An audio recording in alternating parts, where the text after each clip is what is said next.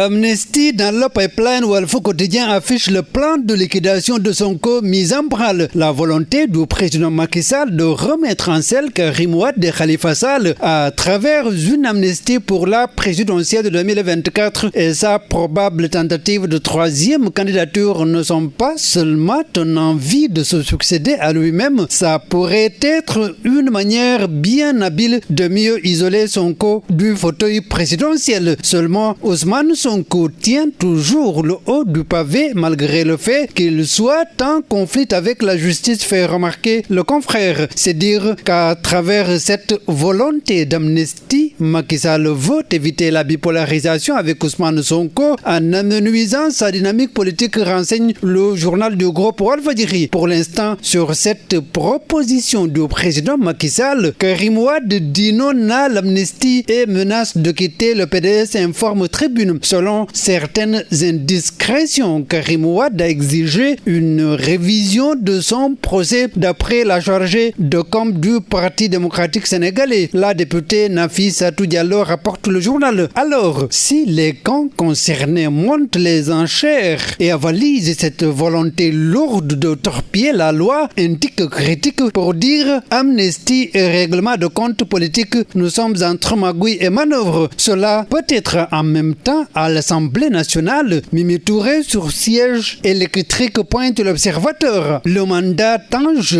et le bouclier de la loi, l'alerte d'Alioune Souaré sur les risques de violation des textes, les explications de Dodouad sur la fausse jurisprudence Mbaye Cisselo dans les colonnes du journal. À présent, baisse des prix des denrées, ce n'est pas encore le bout du tunnel à la une de Walfo Quotidien. Pour cause, la marche de l'État quasi nulle. Le diagnostic des experts à lire à l'intérieur de pages du journal. Justement, concertation sur le coût de la vie au palais de la République à la une du journal Le Mandat. Biram Khoudialo de Pastef démonte les 15 mesures de Macky Sall. Le soleil, lui, braque ses projecteurs et le soleil braque ses rayons sur la cherté du poisson et surveillance des côtes pour dire les acteurs n'ont pas la pêche. Ayof, par exemple, terre des pêcheurs. La mer ne nourrit plus comme avant les acteurs de la pêche artisanale qui imputent la rareté du poisson à la concurrence industrielle, réclament une surveillance rigoureuse de nos côtes, rapporte le quotidien gouvernemental. Pendant ce temps, Sonko lui vaut 5 milliards pour Ziguinchor, informe 24 heures. Ce qui va construire Ziguinchor ne va pas tomber du ciel ni de l'État central, encore moyen de la coopération décentralisée, conviction du maire Ousmane Sonko. Son souhait à l'occasion du lancement d'un programme économie sociale et solidaire, c'est de voir Ziguinchor devenir le laboratoire du Sénégal en termes d'économie sociale et solidaire pour lutter contre la pauvreté, rapporte le journal. Parlons d'éducation où Bitey, Diangtey, encore à l'épreuve, s'exclame sous le quotidien. Déficit d'enseignement, école inondée, hausse des prix, le démenti du ministère de l'Éducation dans le journal. Et puis, changements à la tête du QSEMS et du SAEMS. Nouveau cycle à l'école dans le quotidien. Le quotidien. Après 2 mandats, Abdoulaye Ndoye et Saourou Sène, remplacés par Ndongo Sarr et El Hadj Malick Youm, informe le